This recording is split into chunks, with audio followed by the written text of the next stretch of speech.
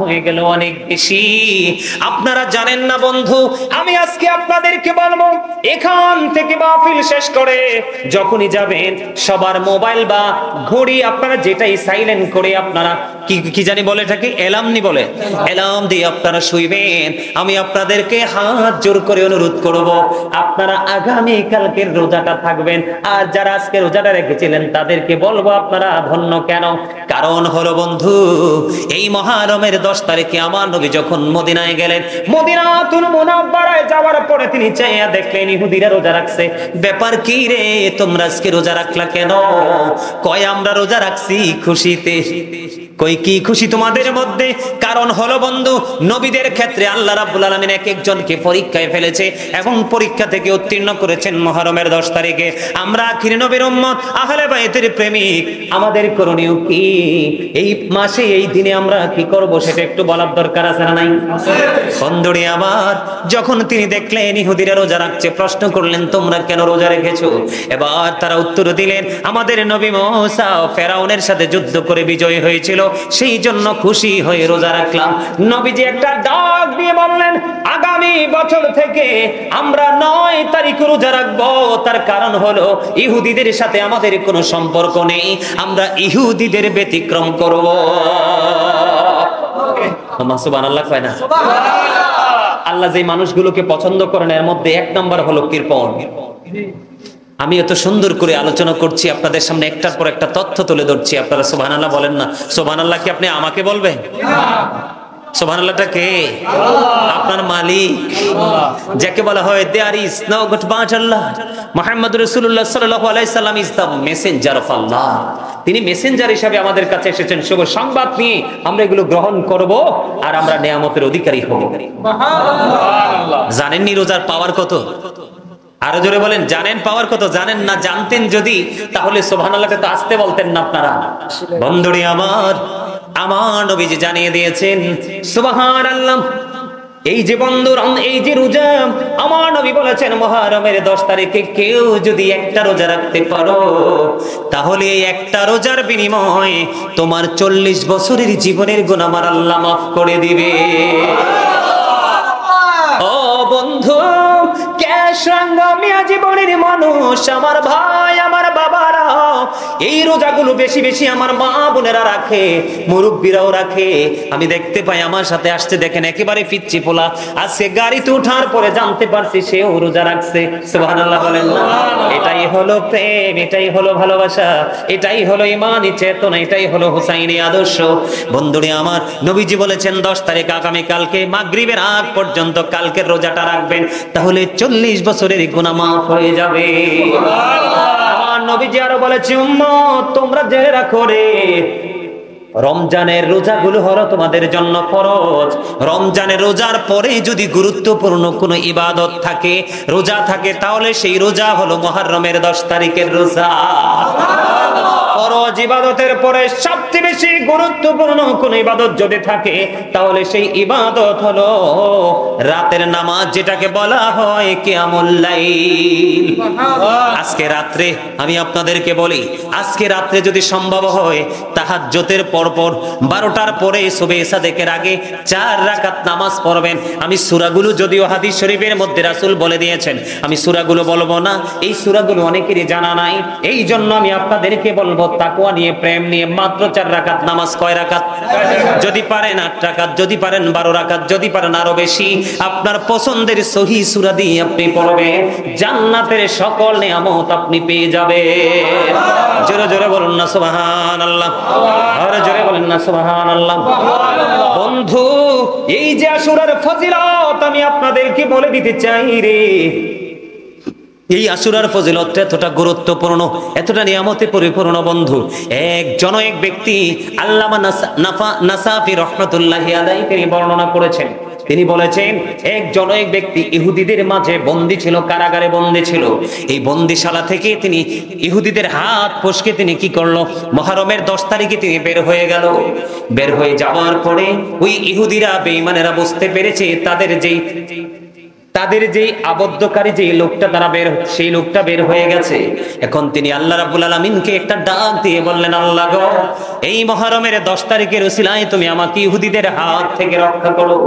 এবার যখন ইনি দরখাস্ত করলেন, আল্লাহর প্রিয় বান্দা দরখাস্ত করতে দেরি ইহুদিদের হাত বন্ধ, চোখ কানা হয়ে গেল, চোখ অন্ধ হয়ে গেল। সবার মধ্যখান থেকে তিনি জনৈক ব্যক্তি বের হয়ে আসলো। বের হয়ে আসার পরে মুক্তি পেয়ে তিনি অনেক বেশি খুশি। আল্লাহ রাব্বুল আলামিনের দরবারে দরখাস্ত করে দিলেন, মালিক, আমি আজকে আমাকে তুমি আমি ইহুদিদের হাত থেকে বাঁচিয়েছো, আমি কি করব? আমি আজকে 10 তারিখ শুকরিয়া স্বরূপ রোজা রাখবো। যেমন কথা তেমন কাজ, তিনি বন্ধু রোজা রাখলেন। রোজা রাখার পরে ইফতারির সময় হয়ে গেল, কিন্তু ইফতারি করার মতো ওনার কাছে কিছুই ছিল না। এবার তিনি কি করলেন? ইফতারের সময় ওনার মধ্যে তন্দ্রা চলে আসলো। তন্দ্রা বুঝেননি? ঘুম ঘুম ভাব, পরিপূর্ণ ঘুম না, কিন্তু ঘুম ঘুম ভাব আমাদের মধ্যে এমন তন্দ্রাচ্ছন্ন অবস্থায় ওই জনৈক ব্যক্তি তিনি শুয়ে পড়লেন। শোয়ার পরে তিনি দেখতে পাইলেন ওনার মধ্যে বন্ধু নুরানি ফেরেশতা ওনার জন্য জান্নাতি খাবার নিয়ে আসছে। সুবহানাল্লাহ, আর যারা কন্যা সুবহানাল্লাহ। নুরানি ফেরেশতা ওনার জন্য জান্নাতি খাবার নিয়ে আসছে। ইনি তন্দ্রাচ্ছন্ন অবস্থা, আমাদের মতো কিন্তু স্বাভাবিক না। ইনি তন্দ্রাচ্ছন্ন অবস্থায় ইফতারির সময় বন্ধু তিনি ইফতার করতে থাকলেন, খাইতে থাকলেন। খাইতে খাইতে খাইতে খাইতে হঠাৎ করোনার তন্দ্রা বন্ধু ভেঙে গেল। তন্দ্রা ভাঙার পরে এবার তিনি দেখতে পাইলেন উনি সত্যি সত্যি তিনি পরিতৃপ্ত। সুবহানাল্লাহ বলেন না? কিতাব প্রমাণ করেছেন ওই মুহররমের 10 তারিখের পরে ওই জনৈক ব্যক্তি 20 বছর পৃথিবীর বুকে জিন্দা ছিল। এই 20 বছরের মধ্যে আর জীবনে কোনোদিন ওনার পেটে খিদা লাগে নাই, কোনোদিন ওনার খাওয়ার প্রয়োজন হয় নাই। জোরে জোরে কন্যা সুবহানাল্লাহ। এই জন্য হাদিস শরীফের মধ্যে এসেছে মুহররমের 10 তারিখে, তার মানে আগামী দিন, কোন মানুষ যদি রোজা রাখে, একজন রোজাদারকে যদি মুহররমের 10 তারিখে কেউ যদি ইফতার করাতে পারে, আমার রাসূল জানিয়ে দিয়েছেন সমস্ত গোটা পৃথিবীর মুমিনকে, মুসলমানকে ইফতার করানোর সওয়াব তার আমলনামায় দিয়ে দেওয়া হবে। এত বেশি ফজিলত, এত বেশি বরকত। বন্ধু, এখানে শুধু ক্ষান্ত নয়, নবীজি আরো জানিয়ে দিয়েছেন তোমাদের মাঝে যদি কোনো অসুস্থ মানুষ থাকে তার একটু সেবা করো। মুহররমের 10 তারিখে কেউ যদি একটা অসুস্থ ব্যক্তিকে সেবা করে, একটু আদর দেয়, ভালোবাসে রে, সমস্ত পৃথিবীর উম্মতে মুহাম্মদী মুমিন মুমিনাকে, অসুস্থ মানুষকে সেবার সওয়াব তার আমলনামায় দিয়ে দিবে। আপনারা কেউ যদি বন্ধু এই মুহররমের 10 তারিখে একজন মানুষকে যদি পেট ভরে খাইয়ে দিতে পারে, গোটা পৃথিবীর মুমিন মুসলমানকে খাওয়ানোর সওয়াব আপনার আমলনামায় দেওয়া হবে। জোরে জোরে কন্যা সুবহানাল্লাহ। আর এই মুহররমের 10 তারিখে কেউ যদি বাড়ির আশেপাশে কোনো ইতিম থাকে, অসহায় মানুষ থাকে, তার মাথায় যদি এইভাবে হাত বুলিয়ে দিতে পারো গো, আমার নবীজি বন্ধু জানিয়ে দিয়েছে ওই ইতিমের মাথায় যতগুলো চুল রয়েছে ওই চুলের সম পরিমাণ সওয়াব তার আমলনামায় দেওয়া হবে। জোরে জোরে বলেন না সুবহানাল্লাহ। আমলগুলো আমাদের করার দরকার আছে না নাই? আরো জোরে বলেন, করার দরকার আছে না নাই? আজকে যে আমার মা যিনি আজকের এই জান্নাতের বাগান সাজিয়েছে, ইমাম হুসাইন আহলে বাইতকে স্মরণ করে আজকে শহাদায়ে কারবালা স্মরণে আজকের এই জান্নাতের বাগান সাজিয়েছে, ওনার এটা দান কিনা বলেন? খরচ করা কিনা? কোরবানি করা কিনা? বন্ধু, এটার বিনিময়ে আমি ছোট্ট করে একটা ঘটনা বলবো। ইরাকের নাম তো শুনেছেন, কথা বলেন না কেন? ইরাকের একটা শহর আছে, সেই তৎকালীন সময় সে শহরের নাম ছিল রায় শহর। ইরাকের রায় শহর, তিনি রায় শহরের বাদশা। এদিকে তাকান, মুহররমের 10 তারিখে ওনার কাছে একজন ভিক্ষুক এসে হাত পাতলেন। আমার দিকে তাকান। এখন কিন্তু আমরা ভিক্ষুককে কিন্তু ঘরের দরজা থেকে ফিরিয়ে দেই। আমাদের এই সমস্যা আছে না নাই? ভিক্ষুক যখন হাত পাতলো, ইরাকের রায় শহরের বাদশা ভিক্ষুকে ভিক্ষা দিলেন না। ভিক্ষুক একটু কষ্ট পেয়ে বন্ধু তিনি এখান থেকে সরে গেলেন। কিন্তু এই দৃশ্যটা দেখেছেন একজন খ্রিস্টান। কে? একজন খ্রিস্টান দেখেছেন। দেখার পরে ভিক্ষুক কি ইশারা করলেন? ভিক্ষুক যখন তার কাছে গেল, তাকে বন্ধু এই মুহররমের 10 তারিখকে সম্মান করে, এই শহাদায়ে কারবালাকে সম্মান করে বন্ধু ভিক্ষুককে সাহায্য করলেন।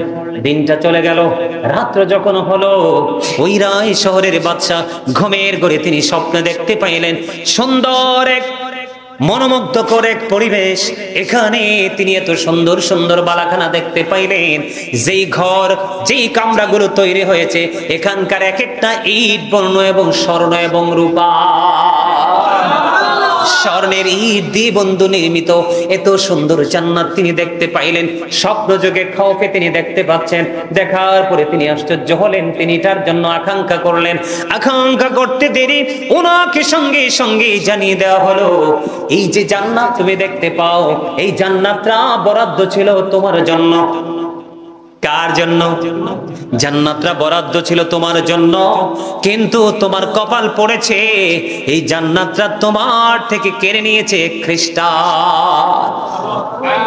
এবার তিনি আশ্চর্য হয়ে গেলেন। ইরাকের রায় শহরের বাদশা, তিনি একটু আশ্চর্য হয়ে গেলেন। আশ্চর্য হয়ে তিনি কি করলেন? রাত্রি পার হওয়ার চিন্তা তিনি করলেন। রাত্রি যখন পার হলো, উনার ব্যাগের মধ্যে 1,00,000 দিরহাম তিনি হাতে নিলেন। 1,00,000 দিরহামই খ্রিস্টানের বাড়ি চলে গেল।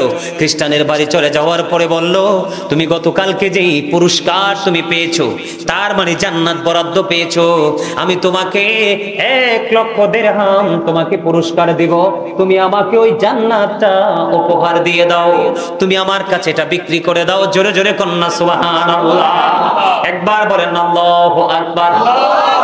খবরটা কি অত্যন্ত প্রেমময় কিনা? কথা বলে না, অত্যন্ত মজার কিনা? এবার কি করলো বন্ধু? তিনি বললেন, 1,00,000 দিরহাম তোমাকে তার বিনিময়ে দিব, তুমি আমাকে সেইটা আমাকে রিটার্ন করে দাও, আমাকে দিয়ে দাও। এবার ওই খ্রিস্টান বলে, চোরের আই শহরের বাদশা, তুমি মনে করেছো তুমি শুধু চালাক? ও বাদশা, সেই স্বপ্ন তো শুধু তুমি দেখোনি, আমিও তো সেই স্বপ্ন দেখেছি। কত রজনীতে ঘুমের ঘুরি জান্নাত আমিও দেখেছি। আমি যদি একজন খ্রিস্টান এই মহরমের 10 তারিখকে সম্মান করে আমি ভিক্ষুককে সাহায্য করেছি, সাহায্য প্রার্থী যিনি, তাকে আমি দিয়ে দিয়েছি, সেই খুশি হয়ে চলে গেছে, আমার আল্লাহ রাজি হয়ে গেছে। ওরে বাদশা, তুমি শোনো, আমি 1,00,000 দিরহামের বিনিময়ে জান্নাত বিক্রি করা তো দূরের কথা, আমি একটা চৌকাটও তোমার কাছে বিক্রি করব না। তুমি শুনে যাও, আমি মধুর কালিমা পড়ে মুসলমান হয়ে গেলাম। এটা কি আশুরার ফজিলত কিনা? এটা আমাদের গর্ব করার জায়গা কিনা? আজকে কি আমাদের যে গর্বের জায়গা আছে? নাই তো, নাই নাই। দেখেন, এই মহরম আসছে, খবর নাই। পহেলা বৈশাখ আসলে যুবক যুবতীদের বেহায়াপনার শেষ থাকে না।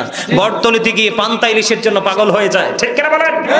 শুভ নববর্ষ জানুয়ারি যখন আসে, তখন অনেক ধরনের স্যাক্রিফাইস করা হয় রাষ্ট্রীয়ভাবে, কিন্তু আমরা মুসলমান, many people is মুসলিম, ঠিক কিনা বলেন?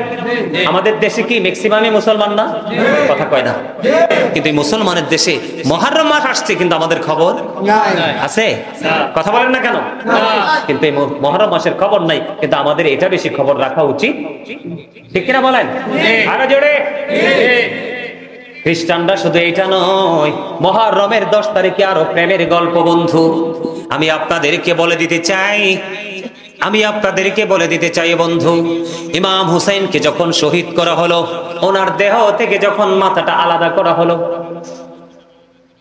ইয়াজিদের কাছ থেকে পুরস্কারের জন্য ইয়াজিদ বাহিনী যখন রওনা দিল, পথের মধ্যে বন্ধু সন্ধ্যা হয়ে গেল। সন্ধ্যা যখন হয়ে গেল, ইয়াজিদ বাহিনী একটা তাঁবু টানিয়েছিল। তাঁবু টানিয়ে এখানে তারা বন্ধু অবস্থান করবে।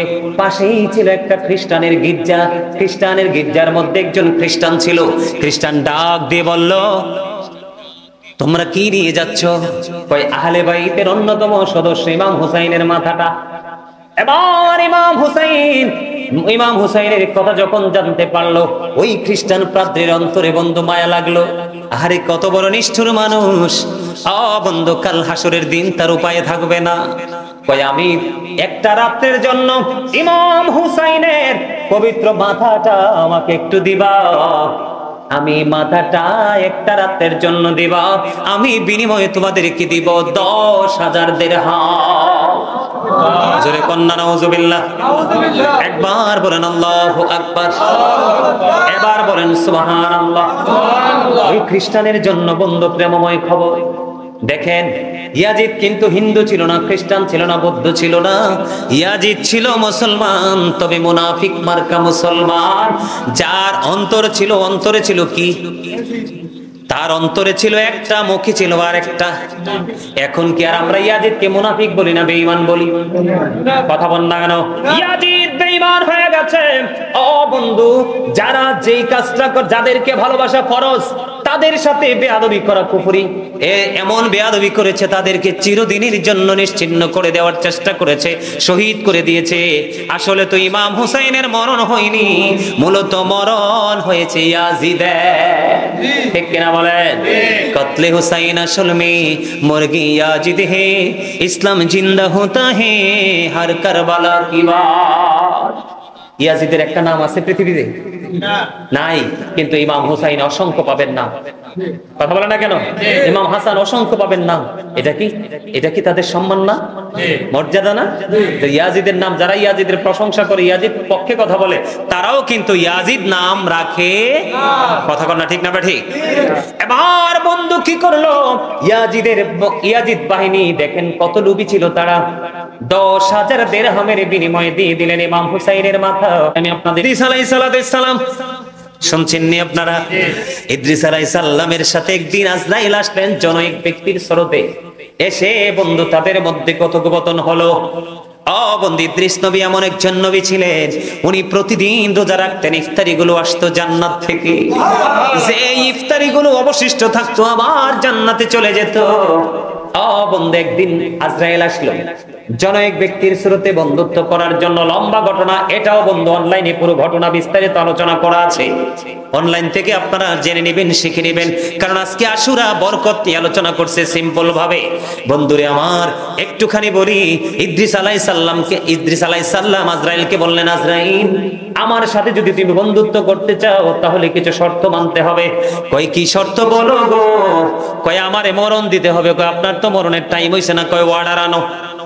সুবহানাল্লাহ বলে না? আরে জোরে বলেন না। আমাকে একবার মরণ দিতে হবে, মৃত্যুবরণ করার পরে আমাকে আবার পুনরায় জীবিত করতে হবে। একবার জান্নাত দেখাতে হবে, আর একবার জান্নাত দেখাতে হবে। আল্লাহ রাব্বুল আলামিন ওনাকে আসমানে উঠিয়ে নিয়েছিলেন, জান্নাত দেখিয়েছিলেন। ওই জান্নাত দেখানোর দিনটা ছিল বন্ধু এই মুহররমের 10 তারিখ। জোরে জোরে বলেন না সুবহানাল্লাহ।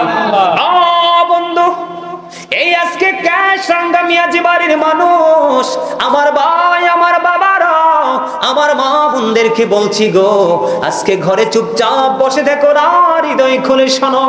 এই মহানমের 10 তারিখের ফজিলত কত বেশি রে। পৃথিবীর বুকে সর্বপ্রথম প্রাণী না থাকলে কিন্তু কোনো প্রাণী বাঁচে না।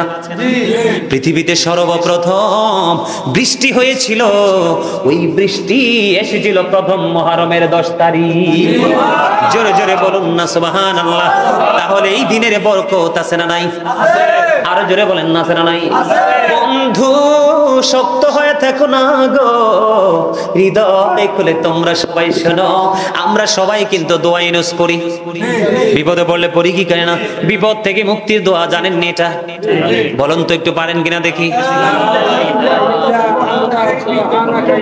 মাশাআল্লাহ, আলহামদুলিল্লাহ বলেন।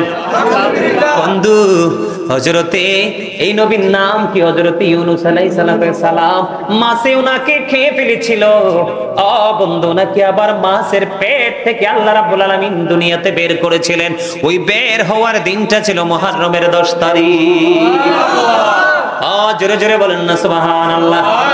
আপনারা যেহেতু গাজী সুলাইমান আল কাদরীকে আজকে আপনাদের এখানে ভালোবেসে দাওয়াত দিয়েছেন, আপনাদের পছন্দের বক্তার নামে একজন নবী ছিল যার নাম হযরতে সুলাইমান আলাইহিস সালাম। নাম জানেননি আপনারা?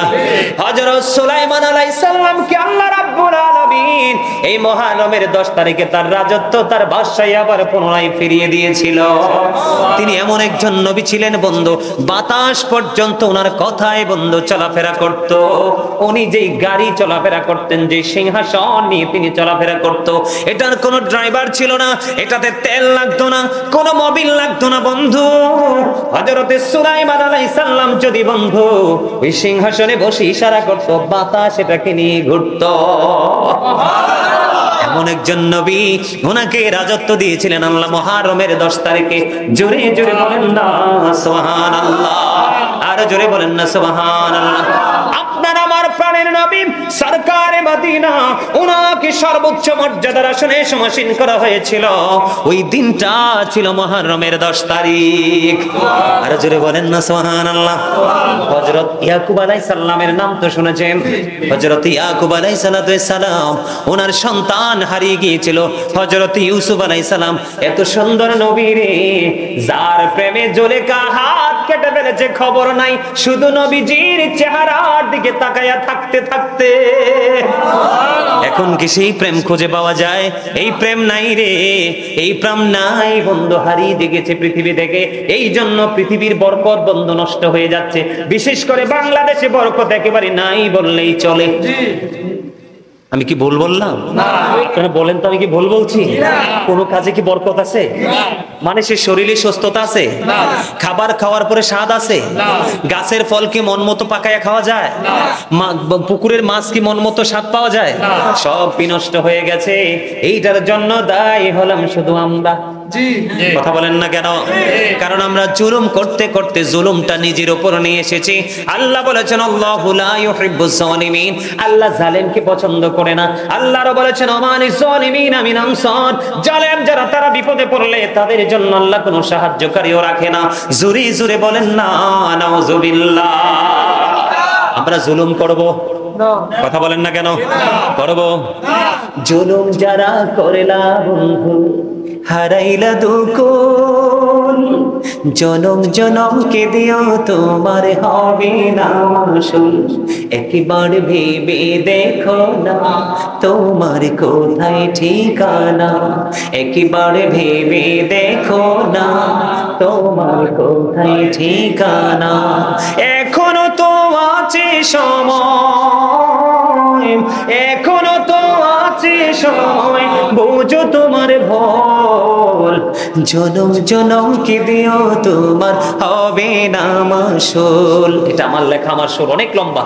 এটা লেখছি বর্তমান প্রেক্ষাপট মানুষের অবস্থা দেখে। কথা ঠিক না? কথা বলেন না কেন? কথা ঠিক কি না? বন্ধুরে আমার, আমি আপনাদেরকে আরো মেসেজ দিতে চাই। বন্ধু, মূসা নবীর নাম তো শুনেছেন। মূসা কালিমুল্লাহ, আল্লাহ রাব্বুল আলামিনের সাথে কথোপকথন হতো। এক প্রেমের বন্ধন ছিল। কালিমুল্লাহ যার উপাধি, যাকে যিনি আল্লাহর সাথে কথা বলতে পারতেন এমন মর্যাদা দিয়েছেন। মূসা কালিমুল্লাহ ফেরাউনের সাথে যুদ্ধ করে বিজয় হয়েছিল। নীল নদের উপর দিয়ে মূসা কালিমুল্লাহর জন্য, তার দলের জন্য 12টা রাস্তা তৈরি হয়ে গেল।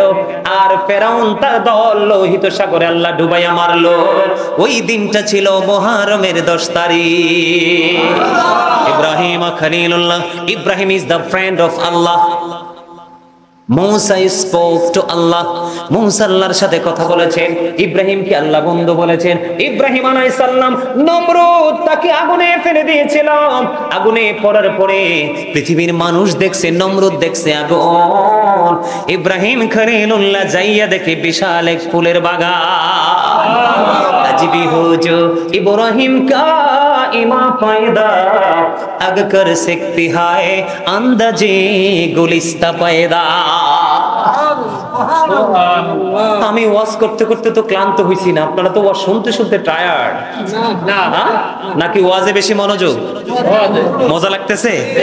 আরে জোরে কার কার কাছে মজা লাগে দুইটা হাত তুলে দেখান তো।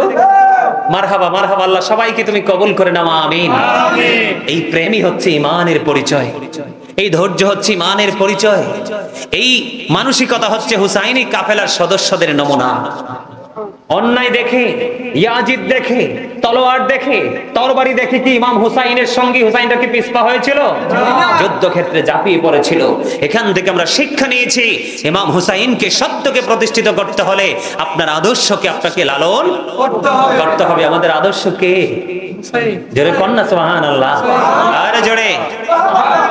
আমরা কি এটা পেয়ে খুশি না? আরে জোরে বলেন না। বন্ধুরে আমার, সবচেয়ে পরে যদি সবার পরে যদি বলতে চাই, সর্বশেষে 61 হিজরিতে মুহররমের 10 তারিখে নির্মম ভাবে শাহাদাত বরণ করেছিলেন রাসূলের কলিজার টুকরা ইমাম হুসাইন রাদিয়াল্লাহু তাআলা আনহু। এই জন্যই দিনের দাম। রাসূলের পরিবারকে ভালোবাসুন এবং তার পাশাপাশি আপনি নতুন কোন বিপদে ভরে গেছে, কেন পড়ে গেছে? আমরা ইসলামের আদর্শ থেকে দূরে সরে এসেছি এই জন্য। ঠিক না ঠিক? Islam is not only a religion but also complete code of life. আপনি পরিপূর্ণ এবং পূর্ণাঙ্গ জীবন গঠন করতে হলে তাহলে আপনাকে ইসলামের রঙে রঙিন হতে হবে। ঠিক কিনা বলেন? কেননা ইন্না দীনা ইনদাল্লাহিল ইসলাম, ইসলাম হলো আল্লাহর মনোনীত ধর্ম। আরে জোরে বলেন ঠিক না ঠিক? আরে জোরে, আরে জোরে। তাহলে আমরা তার পাশাপাশি এই জায়গাটাকে আমরা ক্লিয়ার করতে হলে আমরা যেতে হবে সরাসরি মদিনায়, কারণ আল্লাহ পর্যন্ত পৌঁছার স্টেশন হলো মদিনা। ঠিক কিনা বলেন? আমরা সেখান পর্যন্ত যেতে পারলে আমরা কিন্তু সাকসেস হয়ে যাব। ঠিক কিনা বলেন? মনে রাখতে হবে আল্লাহ the first pillar is the Lord of world, রব্বুল আলামিন। মুহাম্মদ সাল্লাল্লাহু আলাইহি ওয়াসাল্লাম is the blessing for the world, রাহমাতাল লিল আলামিন। একজন হলো রব্বুল আলামিন, তিনি হলেন স্রষ্টা, আর উনি ওনার প্রিয় হাবিবকে বানিয়েছেন রাহমাতাল লিল আলামিন। আমি সব সময় বুকে হাত দিয়ে বলি I am very successful person. তার কারণ হলো আল্লাহর শ্রেষ্ঠ হাবিবের উম্মত হতে পেরেছি, এটাই হলো আমার সবচেয়ে বড় সার্টিফিকেট। আমি আপনাদেরকে বলি রাসূলের আহলে বাইত, সাহাবায়ে কেরাম, ওই সমস্ত ঊর্ধ্বতন যারা আমাদের সম্মানী ব্যক্তি আছে, ধীরে ধীরে তাদের কারণে আমরা ইসলামটা এস পর্যন্ত পেয়েছি। ওই সমস্ত আল্লাহর প্রিয় বান্দাদেরকে নিয়ে যদি কেউ কটূক্তি করে, বাজে মন্তব্য করে, আমরা তাদের বিরুদ্ধে কি করব? রুখে দাঁড়াবো। তাদের বিরুদ্ধে আমরা প্রতিরোধ গড়ে তুলবো। আমরা ঘরে চুপ করে বসে থাকবো না, কারণ ইমাম হুসাইনের আদর্শ হলো প্রতিরোধ গড়ে তোলো। অন্যায় করে কাপুরুষের মতো জনম জনম বাঁচার চাইতে বীর পুরুষের মতো কিছুক্ষণ বেঁচে মরে যাও। ঠিক কিনা বলেন? আর জোরে, আর একটু মহাব্বতে। আমার কথা আপনারা বুঝতে পারছেন? আমার কথা বুঝে আসছে? 5 ওয়াক্ত নামাজ পড়বেন। বিশেষ করে সর্বোপরি একটা কথা আপনাদেরকে বলি, বাবা মার সাথে একটু ভালো আচরণ করবেন। কি করবেন? এই বাবা মার সাথে, এখনকার বাবা মারা কিন্তু ছেলেরা বড় হয়ে যাওয়ার পর অসহায় হয়ে যায়। কথা বলেন না কেন? এক বাবার 5টা ছেলে অফিসার। কয়টা? 5টা ছেলে অফিসার এবং ভালো ভালো পদে আছে, কিন্তু বাবা মা বৃদ্ধাশ্রমে। আপনারা বলেন এই সন্তানের কি জীবনে কোনো সফলতা আসবে? আরো জোরে। এই সন্তানের জীবনে কোনো সফলতা আসবে? হ্যাঁ? মহরমের গজল গাইতে কইতেছে। আপনারা কি মহরমের গজল শুনবেন? পছন্দ করেন? আরো জোরে। মনে রাখেন, আমি আমার আলোচনাটা শেষ করি। সন্তানকে, আমার দিকে তাকান, সন্তানকে যদি মানুষের মতো মানুষ করতে চান, প্রত্যেকটা সেক্টরে যদি সন্তানকে সুশিক্ষিত করে বসিয়ে দিতে চান, তাহলে আপনি সন্তানকে পৃথিবীর শিক্ষা দেওয়ার আগে একটা শিক্ষা দিতে হবে। সেই শিক্ষাটা সম্পর্কে আমার রাসূল বলেছেন, আদিবু আওলাদাকুম আলা সালাসি হিসানিন হুব্বি নবিকুম ওয়া হুব্বি আহলে বাইতিহি ওয়া আলা কিরাআতিল কুরআন। দেখেন, আমি আহলে বাইত নিয়ে বলেছি, কিন্তু এই হাদিসেও কিন্তু আহলে বাইতের কথা আসছে। রাসূল সর্বপ্রথম বলেছেন, তোমরা তোমাদের সন্তানদেরকে 3টি বিষয় শিক্ষা দাও। কয়টি বিষয়? আরো জোরে। 3টি বিষয় শিক্ষা দাও। একটা হলো হুব্বি নবিকুম, teach the love of the prophet, নবীর ভালোবাসা শিখাও। ওয়া হুব্বি আহলে বাইতিহি, টিচ ফ্যামিলি লাভ।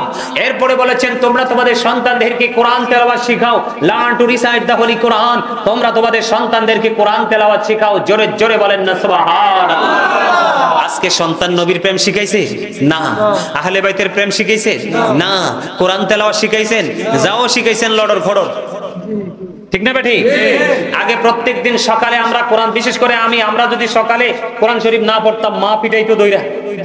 আর এখনকার মারা তো ছেলে হইলে কয় আলালের ঘরে দুলা লাইছে, আর মেয়ে যদি হয় কয় আসমানি গজব আইছে। কথা কন না কেন?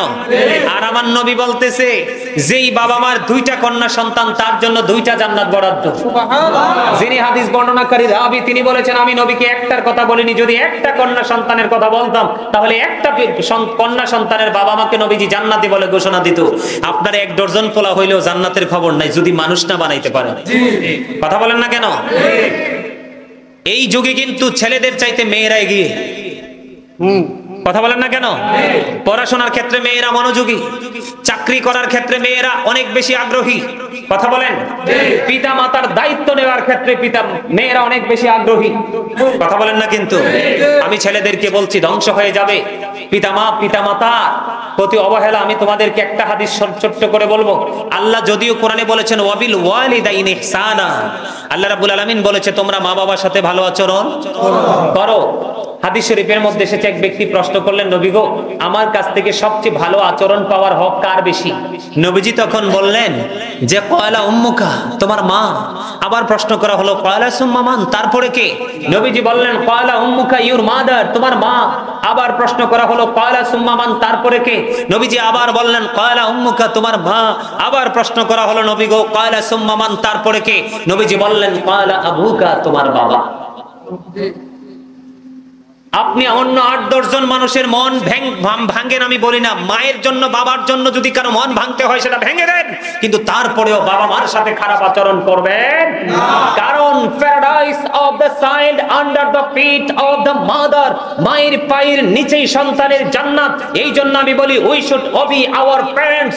আমাদের প্রত্যেকের উচিত আমাদের পিতামাতাকে মান্য করা, আর প্রত্যেকটা পিতামাতার উচিত হলো every parent should take care their children very carefully. প্রত্যেকটা পিতামাতার উচিত তাদের সন্তানের দায়িত্ব যত্ন সহকারে পালন করা, ঠিক কিনা বলেন? বাবা মা যদি শুরুতে সন্তানের দায়িত্বটা যত্ন সহকারে পালন করে, এই সন্তানটাই কিন্তু একটা সময় বাবা মাকে তার সন্তান মনে করে কোলে তুলে নেয়। বোকামি কিন্তু বাবা মার আছে না নাই? আরো জোরে বলেন, ঠিক না ঠিক? সম্মানিত উপস্থিতি, বাবা মাকে ভালোবাসতে হবে। এক জনৈক ব্যক্তি এসে নবীকে বললেন, ইয়া রাসূলুল্লাহ, আমার আব্বা আমার উপার্জিত অর্থ নিজের মতো খরচ করতে চায়। কথা বুঝে নেবেন, কি করতে চায়? আমার আব্বা মোবাইল টিপে, যে ছেলেটা, আমার মনটা কইতেছে তার মোবাইলটা নিয়ে কুমিল্লা চলে যেতাম। কারণ এইসব অমনোযোগী ছেলেদেরকে দিয়ে কোনো কিছু আশা করা যায় না। তো ওরা আলোচনা মন দিয়ে শুনবে, মিডিয়াতে কভার করবে, কারণ মিডিয়ার মাধ্যমে জাতির কাছে পৌঁছে দেবে। আর এক এক দিন এক একজন আলোচকের কাছে একজন আলোচকের কাছে বসে বসে এক এক দিন এক একটা পয়েন্ট ফাইন্ড আউট করে তার ফ্যামিলিকে শিক্ষিত করে ফেলতে পারবে। কথা বলেন না কেন? আরো জোরে কি বলতেছে নবী গো, আমার আব্বা আমার উপার্জিত অর্থ নিজের মতো করে খরচ করতে চায়। এবার আমার নবীজি একটা ডাক দিয়ে বললেন, শুধু তোমার উপার্জিত অর্থ নয়, তুমি নিজেও তোমার বাবার সম্পদ। হাদিস শরীফটা মনে বুঝেন নাই? আরে তোমার উপার্জিত অর্থ না, বাবা চাইলে তোমাকেও যেমনি ইচ্ছেমনি ইউজ করতে পারবে, তুমি কোনো আপত্তি করতে পারবা না। কারণ তোমার বউড়িতে ৩টা জিনিস গুরুত্বপূর্ণ। কয়টা? কথা বলে না? আরে আরে জোরে বলেন। আপনি বুড়ো হয়েছেন দেখে কি আপনার আব্বা নাই? আব্বার মাধ্যমে আইছেন না? তো এটা কইলে কি হয়? শরম আছে নাকি? কথা বল না কেন? আরে জোরে। এই জন্য আমি বলি, আমার মা নাই, আমার বাবা নাই, দয়াল রে দয়াল, আমার কি মা ডাকার স্বাদ নাই রে, আমার কি বাবা ডাকার স্বাদ নাই রে। এটা পিতামাতার প্রেমিক সন্তানদের কথা, ঠিক না বলেন? আর আমাদের প্রিয় একজন মানুষ চলে গেছে, তোফাজ্জল হোসেন ভৈরবী, ওনার মুখে প্রায় সময় শুনতাম, মা বাবার কথা মতো যেজন চলে না, আল্লাহ নবীজির দয়া তারা পাবে না। মা বাবার কথা মতো যেজন চলে না, আল্লাহ নবীজির দয়া তারা পাবে না। বলতো কিনা? এগুলো তো কোরআন হাদিসের সাথে মিল রেখেই লেখক লিখেছে। বুঝেন না আমার কথা? তার মানে আপনিও আপনার বাবার সম্পদ, বাবা যেমনি চাই এমনি আপনাকে ব্যবহার করতে পারবে, আপনি আপত্তি করতে পারবেন না। তবে আমি যদি বলি, পৃথিবীর কোন পিতামাতা চায় না তার সন্তান একটু কষ্ট পাক, পুরো কষ্টটাই তার নিজের জন্য সে ভাগ করে নেয়। কথা বলেন না কেন? কারণ আমিও বাবা হয়েছি, আমারও ছোট্ট ছোট্ট 2টা মেয়ে আছে। কথা কি বুঝতে পারছেন? আমার বাবুগুলোর চেহারা দেখলে আমি যখন দেখি মন খারাপ। আমার কি লাগে না? ভালো। আমার ক্ষেত্রেও কিন্তু আমার বাবা মা এমনই ছিল। আপনাদেরকে আমি একটু অবাক হইলো সত্য, আমি আপনাদেরকে বলি, আমি অনেক বড় হয়েছি, গোটা পৃথিবীতে গাজী সুলাইমান হিসাবে একটা পরিচিতি আছে, আছে না নাই? আছে না নাই? কিন্তু আমি যে ইমামতি করি, মাহফিল থেকে হাদিয়া যেখান থেকে পাই, বিশ্বাস করবেন কিনা জানি না, অবিশ্বাস্য হলেও সত্য, আমি হাদিয়াগুলো নিয়ে আগে আমার মার কাছে দেই। আমার পার্সোনাল ফান্ড আমি এখনো তৈরি করিনি, আমি আমার মায়ের কাছে দেই। প্রয়োজন হলে মা থেকে খুঁজে খুঁজে নিয়ে খরচ করি। আমি সেই ছেলে। কথা কি বুঝে আসছে? বাবা মাকে ভালোবাসতে শিখুন। বাবা মাকে ভালোবাসা ফরজ, তাদেরকে কষ্ট দেওয়া হারাম। ডাক দিলে পাখির মতো দৌড়ে যাবেন বাবার কাছে, মায়ের কাছে। বউ যদি আপনি মায়ের কাছে যাইলে যদি বউ আপত্তি করে, বউকে তালাক দিয়ে দিবেন। নবীজি বলেছে, নবীজির কাছে এক ব্যক্তি গিয়ে প্রশ্ন করলেন, নবী গো, আমার ওয়াইফ তো আমার মায়ের সাথে মিলমিশ হয় না, আমি এই ক্ষেত্রে কি করব? নবীজি বলছে, তুমি বউকে তালাক দিয়ে দাও, তারপরে মায়ের কলিজায় আঘাত দিতে পারবা? কি মনে করেছেন যেই সন্তানটা বাবার অবাধ্য, সেই সন্তানটা আল্লাহ জানিয়েছে আল্লাহর অবাধ্য, এটা যতই নামাজ পড়ুক দান করুক আল্লাহর দরবারে কবুল হবে না। আমি যেটা বলতে চেয়েছিলাম, একটা মানুষের বডিতে তিনটা জিনিস গুরুত্বপূর্ণ। কয়টা? আরো জোরে বলেন কয়টা? একটা হলো তার হাড়। কি? মেরুদণ্ড এবং হাড়। এই হাড়গুলো তৈরি হয় বাবা থেকে। কি থেকে? আর একটা গুরুত্বপূর্ণ হলো, দেখেন আল্লাহ রাব্বুল আলামিন মানুষকে কত ডিজাইনেবল করে সৃষ্টি করেছে। আপনারা তো অচিন দেশে ঘুমিয়ে আছেন, আসল জগতের খবর তো কিছুই রাখেন না। আগে আল্লাহ হাড়, এই যে হাড় আছে না নাই? হাড়ের উপর দিয়ে আল্লাহ রাব্বুল আলামিন চামড়াটাকে সুন্দর করে ম্যাচিং করে দিয়েছে, ম্যাচ করে দিয়েছে। চামড়া এবং হাড়ের মধ্য দিয়ে রগ ঢুকিয়ে দিয়েছে। ঠিক কিনা বলেন? মানুষের বাঁচার জন্য যেটা সবচেয়ে বড় গুরুত্বপূর্ণ সেটা হলো ব্লাড। ব্লাড শূন্য হলে কিন্তু মানুষ বাঁচে না। আরো যারা বলেন মানুষ বাঁচে না। এই যে দেখছেন, এই যে দেখেন, চোখের দিকে তাকায় দেখেন, বাবা মার ওয়াজ করছি একটু, আমি তো বাবা মার যে ইমোশনাল ওয়াজ করি নাই, দেখেন আমার চাচার চোখ দিয়ে পানি পড়তেছে। এটা হলো প্রকৃত সন্তান। বাবা মার কথা মনে হইলে যার চোখ দিয়ে পানি আসে, ওই বাবা মারও কপাল ভালো, আবার এই সন্তানেরও কপাল ভালো। কারণ বাবা কবর থেকে আল্লাহর কাছে দরখাস্ত করে দিবে, আর সন্তান বাবার জন্য দরখাস্ত করে দিবে, মায়ের জন্য দরখাস্ত করে দিবে। আমার নবী বলে দিয়েছেন, পৃথিবীতে সবচেয়ে দ্রুত গতিতে দোয়া কবুল হয় সন্তানের পক্ষ থেকে বাবা মার জন্য, আর বাবা মার পক্ষ থেকে সন্তানের জন্য। এটা এত দ্রুত পৌঁছে, একটা তীর মারলে তীরটা গন্তব্যে যাওয়ার আগে আগে বাবা মার দোয়া সন্তানের জন্য, সন্তানের জন্য বাবা মার জন্য কবুল হয়ে যায়। জোরে বলেন না সুবহানাল্লাহ। আরে আরো জোরে বলেন সুবহানাল্লাহ। হাড়, এটা বাবা থেকে। হাড়ের উপরে বসিয়ে দিলেন গোস্ত, এই গোস্ত তৈরি হয় মা থেকে। আর গোস্তের মধ্য দিয়ে আপনার ব্লাড আছে না নাই? আরো জোরে বলেন।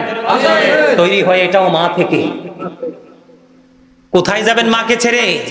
মা পৃথিবীতে চোখের পানি যত বেশি ফালাবে, তত বেশি জাহান্নাম আপনার জন্য তীব্র থেকে তীব্রতর হবে। নাউযুবিল্লাহ বলেন না। আরো জোরে। আসলে আমার ভিতরে জ্বালা শুরু হয়ে গেছে। বর্তমান সমাজের বেশিরভাগ ছেলেরা, এর মধ্যে শিক্ষিত ছেলেরা বেশি মা বাবাকে কাঁদায়। সমাজের ভ্যান চালক, কলা ব্যাপারী, আদা ব্যাপারী, পেঁয়াজ ব্যাপারী, রসুন ব্যাপারী, মৌসুমী ফল বিক্রেতা মাকে কাঁদায় না? কাদায় হলো যেই সন্তানগুলোকে কুলিপিটে করে মানুষের মতো মানুষ করার লক্ষ্যে তাদের পিছনে সারা জীবনের অর্থ জীবনকে ব্যয় করে বুড়ো হয়ে গেছে, ওই ছেলে দ্বারা, ওই ছেলের বউ দ্বারা বেশি নির্যাতিত হয়। কথা বলেন না কেন? আমি কি ভুল বলেছি?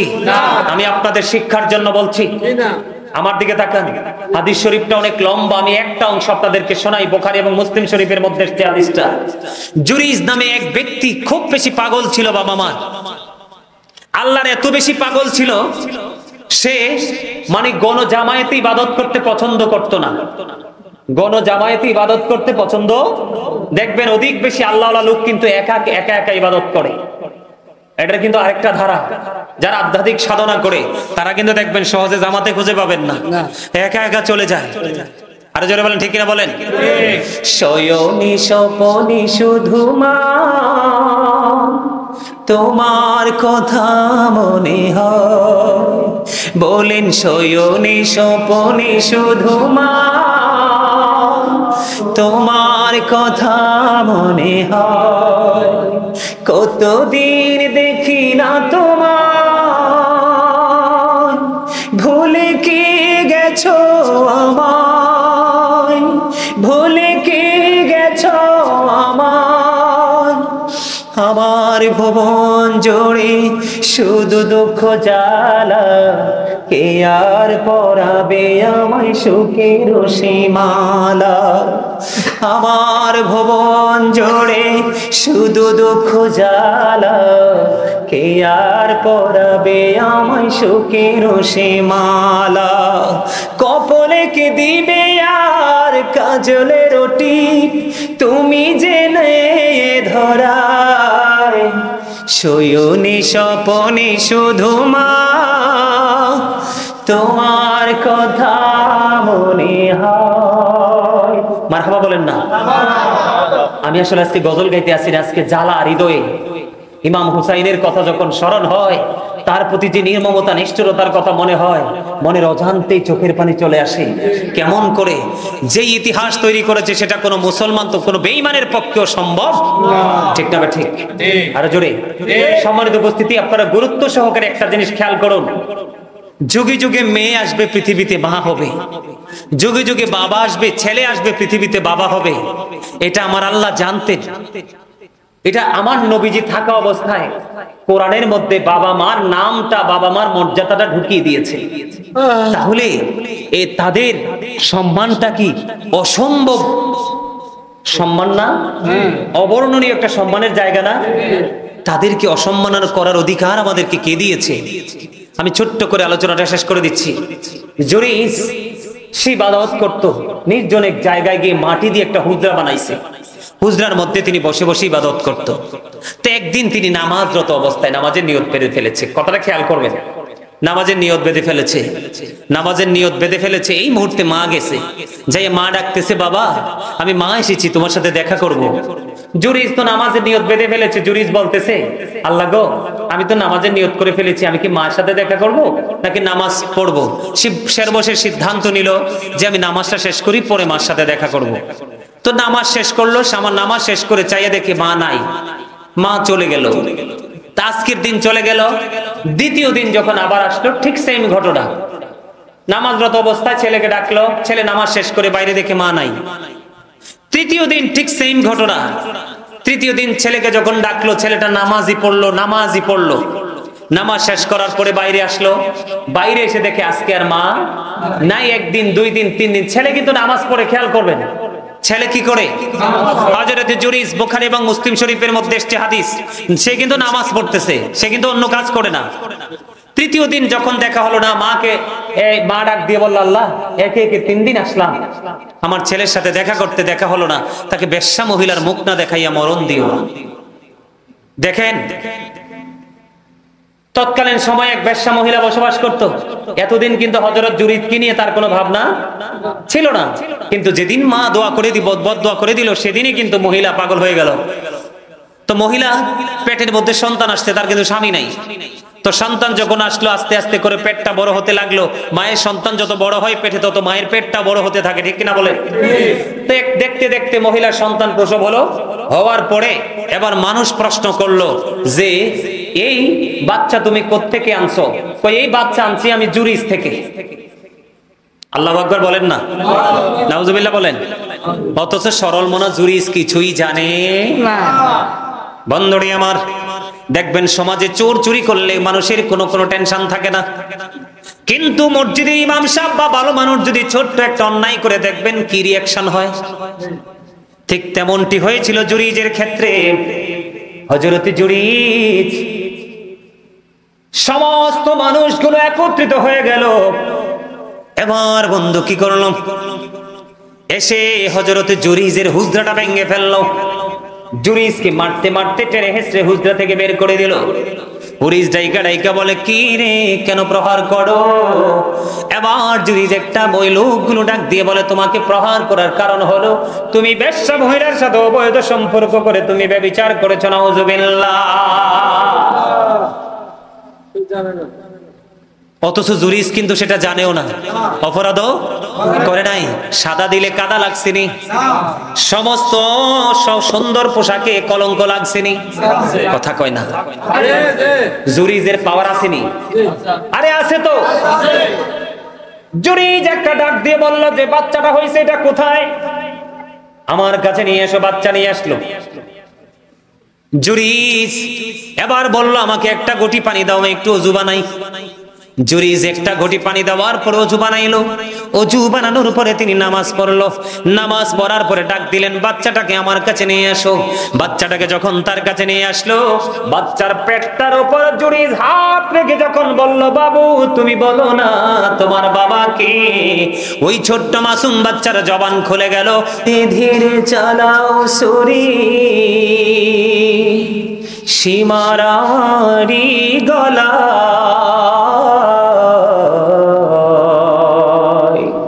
জয়নাল আবদিনের কান্দন শুনতে দাও না রে আমায়, ধীরে ধীরে চালাও সুরি সীমার আমারি গলা, জয়নাল আবদিনের কান্দন শুনতে দাও না রে আমায়। আমার নানা নবী ছিলেন গুনাহগারের শাফি হলেন গো, আমার নানা নবী ছিলেন গুনাহগারের শাফি হলেন গো, এই গলায় দিতেন চুমা নানাজি সদা, জয়নাল আবদিনের কান্দন শুনতে দাও না রে আমায়। ভালো লাগছে? আর জোরে বলেন। আপনারা যদি আলোচনার ফাঁকে ফাঁকে বলতেন, অনেকগুলো আশুরা মহরম উপলক্ষে আমি গজল শোনাইতাম। তবে আমি আপনাদের জন্য গজল বরাদ্দ দিলাম, আপনারা ঘরে বসে বসে অনলাইন থেকে গজল শুনবেন। আমি কিন্তু একজন রাইটার, আমার লেখা অসংখ্য গজল আছে অনলাইনে, আপনারা ওখান থেকে গজলগুলো সংগ্রহ করবেন, শুনবেন। অনেক হামনাদ ইসলামী সঙ্গীত আমি নিজে লিখেছি, নিজে সুর দিয়েছি এবং নিজে গেয়েছি। সম্মানিত উপস্থিতি, আর সময় নষ্ট করতে চাই না, আমার কিন্তু একটা ঔষধও আছে, সময় পার হয়ে গেছে। নির্দিষ্ট সময় অ্যান্টিবায়োটিক আপনারা জানেন নির্দিষ্ট সময় খাইতে হয়। আমি যদি আগে বলতাম আপনাদেরকে, আপনারা বলতেন যে হুজুর অসুস্থ, আমাদেরকে আইসাই বলছে ওয়াজ মনে হয় কম করার জন্য। এই যে আপনাদেরকে দেখাতে পারবো না, আমার এই বাম পাশের উপরের মাড়িতে কিন্তু পুরোটাই লাসা লাগানো, দাঁতে ব্যথা, দাঁত কেটে মেডিসিন দিয়ে পুরো লাসা লাগিয়ে দিয়েছে ডাক্তার। এত কথা বলার কিন্তু কথা না, আমি কিন্তু এটার তোয়াক্কা করিনি। আমি কিন্তু সত্যিকার অর্থে মানসিকভাবে শারীরিকভাবে একটু অসুস্থ। আমার চেহারাটা যারা অনলাইনে দেখেছেন এবং আজকে দেখেছেন আপনারা অনুভব করতে পারছেন, ঠিক না ঠিক? তারপরেও কিন্তু আমি সময়ের দিকে চাই নাই, 2.5 ঘন্টা পার হয়ে গেছে। আল্লাহ যেন আমাদের আজকের এই সময়কে কবুল করেন, এই সকল বলুন আমিন। আমার আল্লাহ আল্লাহ আল্লাহ লা ইলাহা ইল্লাল্লাহ, আল্লাহ আল্লাহ আল্লাহ লা ইলাহা ইল্লাল্লাহ, সশরীরে জিন্দা নবীজি সোনার মদিনায়, আসুন সবাই দাঁড়াইয়া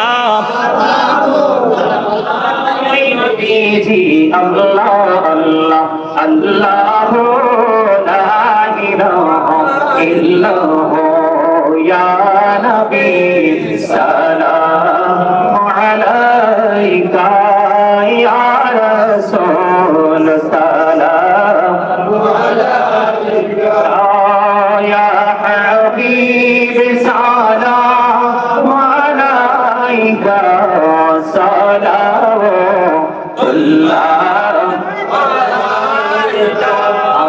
जहानी बादशाह कंदीरी ताईफे दास्तार किनारी एनो जे मारनो काफिरी माया नहीं तादीर अंतरे या नबी सलाम अलैका, या रसूल सलाम अलैका, या हबीब सलाम अलैका, सलावतुल्लाह अलैका, या पकी पंजतने लाखों सलाम, या पकी पंजतन लाखों सलाम, या पकी पंजतन लाखों सलाम, या पकी पंजतन लाखों सलाम, करबलार कुर्बानी स्मरण करो, प्राण भरे সকলে নামাজ পড়ো, কারবালার কুরবানি স্মরণ করো, প্রাণ ভরে সকলে নামাজ পড়ো ইয়া হুসাইন শাহ হুসাইন লাখো সালাম ইয়া হুসাইন শাহ হুসাইন লাখো সালাম মুস্তাফা জানি রহমত পে লাখো সালাম মুশম্মে বজমি হদায়ত পে লাখো সালাম মুশম্মে বজমি हदायत पे लाखो सलाम शहीदे करबला